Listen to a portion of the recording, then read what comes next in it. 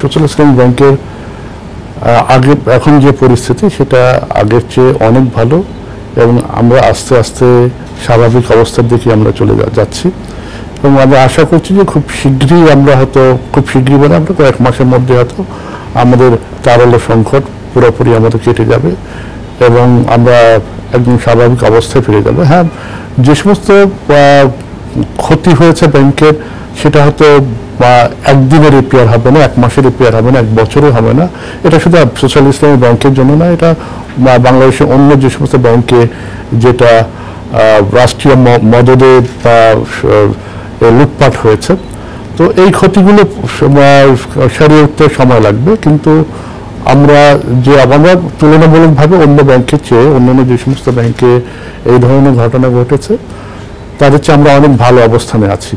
আমাদের যে বড় যে ইন্ডাস্ট্রিয়াল ডিফল্ট যেগুলো সেটা তুলনামূলকভাবে কম, যেটা আমি জানি যে অনেক ইসলামী ধারা ব্যাংকের 50% বেশি একটা পার্টিকুলার গ্রুপের কাছে জিম্মি হয়ে আছে। তো আমাদের সেরকম না, আমাদের 6,600 কোটি টাকার মতো এসালামের কাছে আছে, এসালাম বা তার সহযোগী অ্যাসোসিয়েট যারা আছে তাদের কাছে আছে।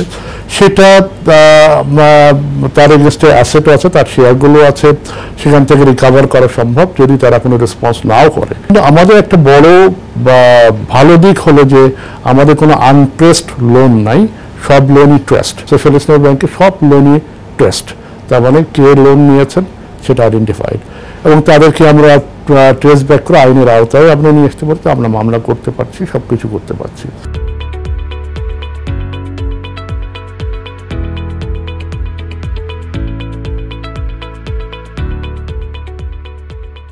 ব্যাড লোন এবং ক্লাসিফাইড লোন এটা থেকে আমরা 3,300 কোটি টাকা আদায় করেছি 5ই আগস্টের পরে। ফেব্রুয়ারির 10-12 তারিখ পর্যন্ত 3,300 কোটি টাকা এবং এসালাম থেকে আদায় হয়েছে 381 কোটির সামথিং। তো এই টাকা দ্যাট সিগনিফিক্যান্ট, আবার একবারে টাকাটা কম না। তো এইটা আমাদের আদায় প্রক্রিয়া চলছে এবং যে সমস্ত ব্যাড এবং ক্লাসিফাইড লোন আছে সেখানে আমরা নিয়মিতভাবে আমরা ক্লায়েন্টদের সাথে যোগাযোগ করছি এবং যেখানে যেখানে আইনগত ব্যবস্থা নেওয়া প্রয়োজন আমরা আইনগত ব্যবস্থা নিচ্ছি, ক্লায়েন্টরাও রেসপন্ড করছেন। আমাদের দেশের আইনগত কিছু সমস্যা আছে, একটা কোনো কিছু হলে সেটা হাইকোর্ট থেকে একটা খুব সহজে স্টে করে নিয়ে আসা যায়, তাতে আমাদের আদায় প্রক্রিয়াটা বিঘ্নিত হয়। তো এটা যাতে না হয়, মানে এটা বাংলাদেশ ব্যাংকের গভর্নরের সাথে আমাদের আলাপ হয়েছে, উনিও বলেছেন যে এটা হাইকোর্টের সাথে এই বিষয়টা অ্যাটর্নি জেনারেলের সাথে উনি বসে কিভাবে এটাকে এলিমিনেট করা যায়।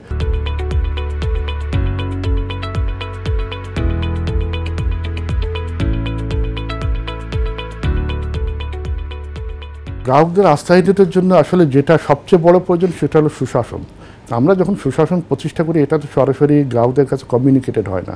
এই কমিউনিকেশনটা করার জন্যই আমরা যেটা চেষ্টা করছি সেটা হলো গ্রাহক সমাবেশ।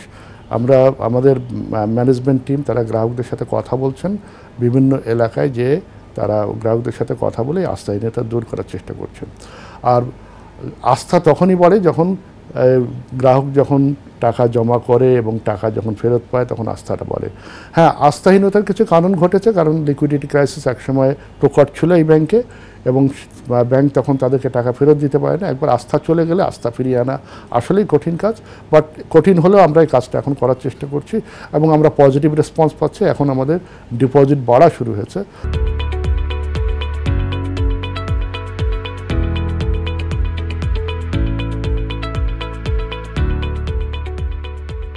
অনিয়ম যাতে না হয় সেজন্য আমরা প্রতিটা পদক্ষেপে আমরা কোনো অনিয়ম হতে দেব, আমাদের জ্ঞানত না আর কি। অনেক সময় ভুল হয়ে যায় যে আমরা সিদ্ধান্ত নিতে হয়তো আমরা কোনো একটা জিনিস হয়তো আমরা খেয়াল করি না, এমন হতে পারে, রেয়ারলি হয়তো সেটা হয়।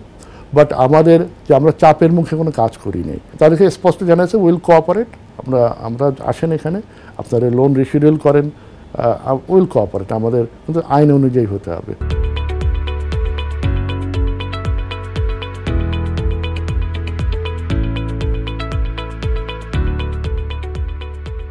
ইসলামী ধারা বা শরিয়া বেসড যেগুলো ব্যাংক আছে তাদের পারফরমেন্স অন্য কনভেনশনাল ব্যাংকগুলোর চেয়ে বেটার ছিল এক সময়। এটা ধীরে ধীরে হয়েছে। গ্রাহকদের একটা আস্থা ছিল। তো এটা ডিসরাপ্টেড হয়েছে এই যে এই গত কয়েক বছরের যে ব্যাংকগুলো যখন অনিয়ম করে দখল করে নেওয়া হলো এবং সেক্ষেত্রে ম্যাসিভ উইথড্রয়াল হয়েছে। তো এই অনিয়ম হয়েছে এবং এর পরে থেকে ব্যাংকগুলো আস্তে আস্তে সেখানে ইনএফিশিয়েন্সি ডেভেলপ করে। আপনারা বুঝেন যে হঠাৎ করে অনেক ডিপোজিট চলে গেলে এটা ব্যাংকের তারল্য মোকাবেলা করতে গিয়ে অনেক দিক আসলে তাদেরকে কম্প্রোমাইজ করতে হয়। তো সেটা জন্য ব্যাংকের আসলে পারফরমেন্স ক্ষতিগ্রস্ত হয়েছে। তো এইটা এখন পর্যন্ত যে ক্ষতিটা হয়েছে এটা দ্যাট ইজ ম্যাসিভ আর কি।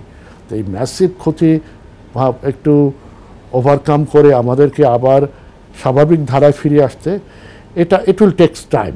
একেবারে 1 বছরে বা 2 বছরে হয়ে যাবে তা না, বাট এটা সম্ভব। এটা আমরা সেই লক্ষ্যে আসলে কাজ করে যাচ্ছি। আমরা গভর্নর সাহেব উনি ভেরি কোঅপারেটিভ, উনি সব ধরনের কোঅপারেশন করছেন এবং বাংলাদেশ ব্যাংক থেকে আমরা সাপোর্ট পেয়েছি। আশা করছি ভবিষ্যতেও সাপোর্ট আমরা পাবো, সেরকমই আশ্বাস দিয়েছেন।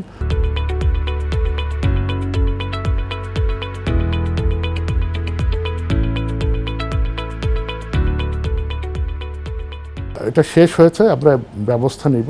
তো এটা আসলে এই মুহূর্তে আমি এগুলো বলতে যাচ্ছি না, কারণ এটা ইন্টারনাল আছে, ইন্টারনালি থাকবে। আমরা আস্তে আস্তে ব্যবস্থা নিচ্ছি, এই তথ্যটাই দেওয়া প্রয়োজন। কারণ এখানে অনিয়ম অনেকেই করেছে। অনিয়ম করলে যেটা হয় যে অনিয়মের সাথে যারা জড়িত ছিল তাদের বিরুদ্ধে ব্যবস্থা নেওয়া এবং যাতে অন্য কেউ অনিয়ম করতে সাহস যাতে না পায় সেই জন্য আমরা কাজ করে যাচ্ছি।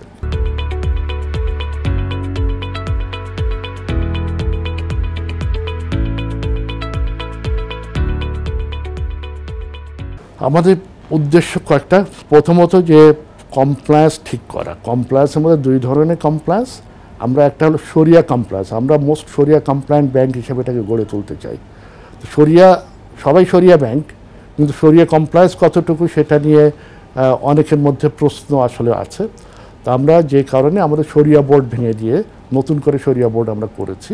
2017-এর পরবর্তী সময় কিন্তু এটা শরিয়া বেস ব্যাংক ছিল, শরিয়া কমপ্লায়েন্স মিনিমাম ছিল, শরিয়াকে বোর্ডকে কাজ করতে দেওয়া হয়নি। তো আমরা চিন্তা করলাম যে যারা কাজ করতে পারেনি তাদেরকে দিয়ে এখানে আবার কাজ করানো মুশকিল। তো এই জন্য আমরা যারা এই শরিয়া বিষয়ে পড়াশোনা করেছে, সার্টিফিকেটধারী যারা আছে, CSSF ডিগ্রি আছে আর কি, তো সেটা যারা করেছে তাদেরকে ইনকর্পোরেট করে এবং আমরা একটা শরিয়া বোর্ড করেছি। তো এবং তাদেরকে মনিটর করার জন্য তাদেরকে কিছু এম্পাওয়ার করা হয়েছে। দে আর মনিটরিং অ্যাজ ওয়েল। আর আমাদের একটা শরিয়া ডিপার্টমেন্ট আছে, তারাও কাজ করছে এবং তাদেরকে বলা হচ্ছে, তাদেরকে ফুল সাপোর্ট দেওয়া হচ্ছে সো দ্যাট এটা পুরোপুরি মোস্ট শরিয়া কমপ্লায়েন্ট ব্যাংক হিসেবে আমরা গড়ে তুলতে পারি। এটা একটা দিক। দ্বিতীয় দিক হলো ব্যাংকিং রেগুলেশনে যেটা আছে সেটা কমপ্লায়েন্ট থাকতে হবে। আমরা এই রেগুলেশন যাতে কোনোভাবে ভায়োলেশন না হয়। আমরা জ্ঞাতসারে আমরা কোনো ভায়োলেশন আমরা করি না। হয় অজ্ঞাতসারে কোনো তথ্য আমার জানার ভুল ছিল বা রিপোর্টিংয়ের ভুল ছিল, যার কারণে হয়তো হতে পারে। কমপ্লায়েন্স 100% যাতে হয় সেটা ইনশিওর করার জন্য আমরা কাজ করে যাচ্ছি।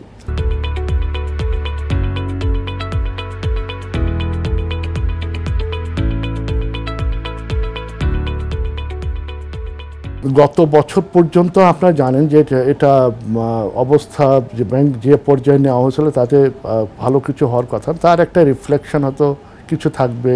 এটা সব ব্যাংকের ক্ষেত্রেই এটা হবে। তো আমি ওভারঅল ব্যাংকিং ইন্ডাস্ট্রির জন্য হয়তো this will be a turning point আর কি। এখান থেকে আস্তে আস্তে উন্নতির দিকে যাবে। তা আমরা বলি যে একটা তলানিতে নেমে আসছে, যে তলানি থেকে এখন আস্তে আস্তে আমরা উপরের দিকে যাব। তো এখান থেকে আমরা আশা করা উচিত যে 2024-এর যে পারফরমেন্স সেটা একটা তলানির পারফরমেন্স। তো সেখান থেকে আমরা উপরে উঠতে চাই। আমরা আশা করছি যে এখান থেকে আস্তে আস্তে আমাদের যে NPL যেটা আছে সেটা আমরা আস্তে আস্তে আমরা কমিয়ে আনতে পারবো, কমিয়ে একটা সন্তোষজনক অবস্থা আমরা নিয়ে আসবো ইনশাআল্লাহ।